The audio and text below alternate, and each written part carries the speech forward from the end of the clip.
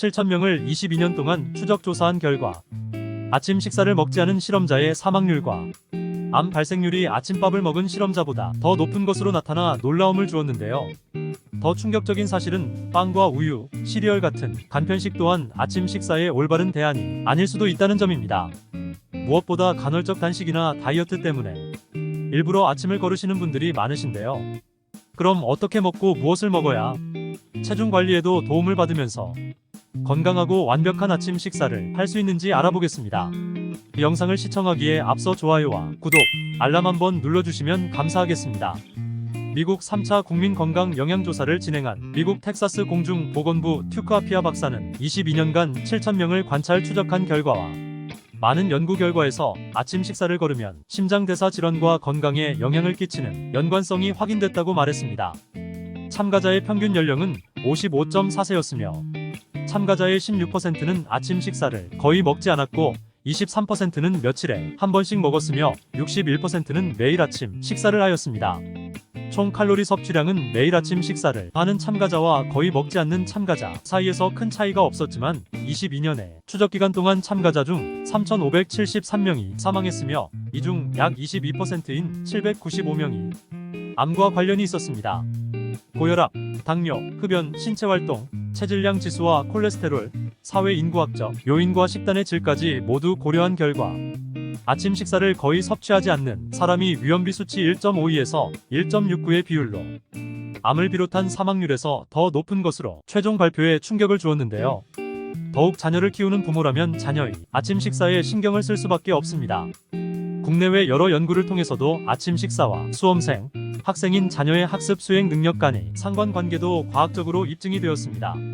최근 농촌진흥청이 전북대학교 한국식품연구원과 함께 실시한 연구에서도 아침 식사를 꾸준히 먹은 청소년이 아침을 거른 청소년보다 학습 능력, 신체적 능력은 물론 정서적 안정감 등 모두 면에서 뛰어나다는 결과를 발표하였으며 아침 식사를 거를 경우 자녀의 사고 능력이 저하될 수 있고 아침 식사를 할 경우 실제로 학업 성적이 우수하게 향상되었다는 연구 결과도 있습니다. 그럼 아침 식사를 먹게 되면 도대체 우리 몸에는 어떠한 변화가 생기는 것이며 간헐적 단식 등 일부러 아침을 거르는 사람은 어떻게 하면 좋을까요?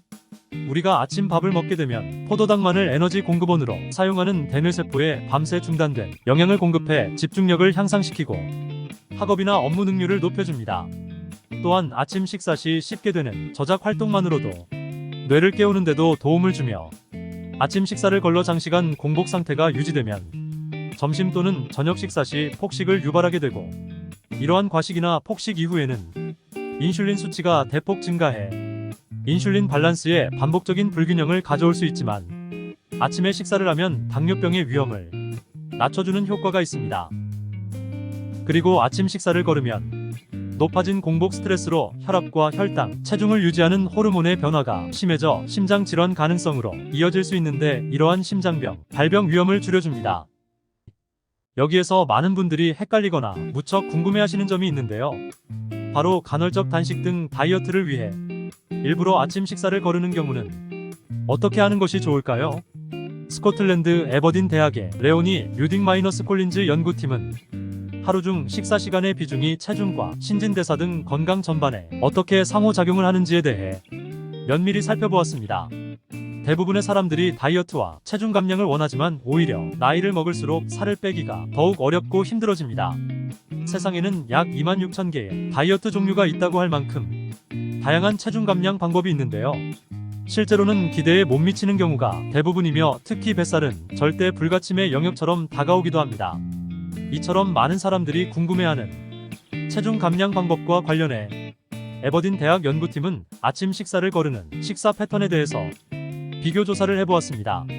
연구는 아침에 메인 식사를 하는 사람과 저녁에 메인 식사를 하는 사람 등 총 두 그룹으로 나누어 2달 동안 진행되었으며 실험자들에게는 3끼의 식사를 모두 제공하였습니다. 아침 식사 메인 그룹은 아침에 하루 총 칼로리의 45%를 제공하였으며 점심 식사는 35%, 저녁 식사에는 20%를 섭취하였으며 저녁 식사 메인 그룹은 아침에 일일 칼로리 섭취량의 20%를 섭취하고 점심 식사에 35%, 저녁 식사에는 45%를 섭취하였습니다. 연구 전반에 걸쳐 실험자의 일일 에너지 소비와 기초 대사율, 혈압, 혈당을 측정하였으며 일주일에 3번 체중을 기록하였습니다. 실험 결과 놀랍게도 두 다이어트 모두 에너지 대사율에서 큰 차이가 없었으며 비슷한 체중 감소 결과를 보였습니다. 두 그룹 모두 약 3kg을 감량하였으며 하루 중 식사 비중이 아침과 저녁 시간에 따른 칼로리 소모량에 차이는 거의 없었습니다. 이번 실험을 통해 체중 감량을 위한 최적의 식사 시간은 없으며 체중의 변화는 결국 총 투입된 에너지와 소모된 에너지 간 균형에 의해 결정되는 것으로 나타났습니다. 그럼에도 불구하고 아침에 메인 식사를 한 참가자 일부가 체중 감량이 더 쉽다고 느낀 특이점이 발견되었는데 그 이유로는 건강하고 완벽한 아침 식사 후에는 배고픔이 감소하고 포만감이 오래 지속되었기 때문이라고 밝혔습니다. 그럼 완벽하고 건강한 하루를 시작하게 해주는 아침 식사로 무엇을 먹으면 좋을까요? 이 질문에 단백질 25%, 탄수화물 25%, 과일이나 채소 50% 등 3가지 비율로 구성된 아침 식단이 가장 이상적이라고 미국의 비즈니스 인사이더가 발표하였습니다. 비즈니스 인사이더가 추천한 아침 식사로 좋은 5가지 음식을 알려드리겠습니다. 첫 번째, 달걀입니다.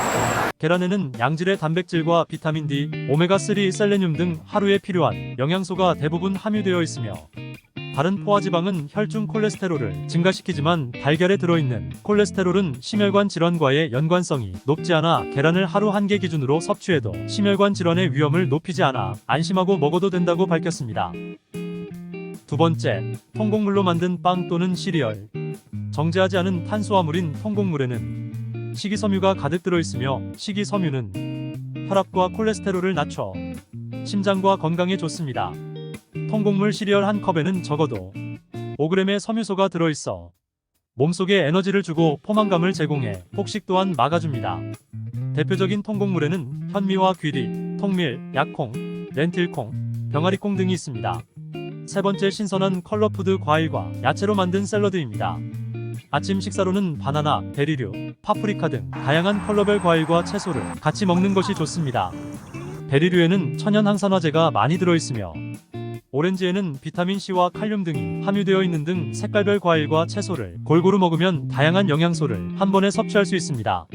네 번째, 요구르트입니다.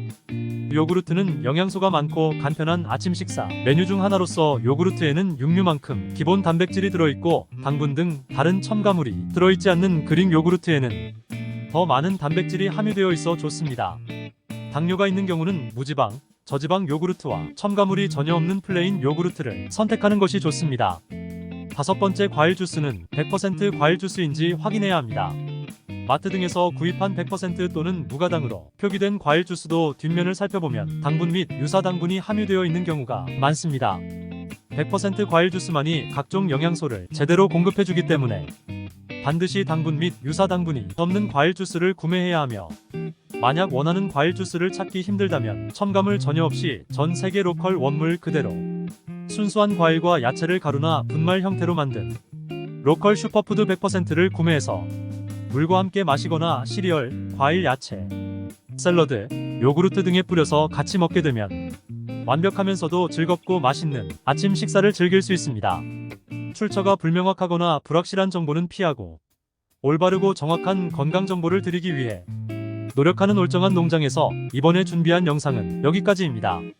오늘 내용이 도움이 되셨다면 구독과 알림 설정 눌러주시면 감사하겠습니다.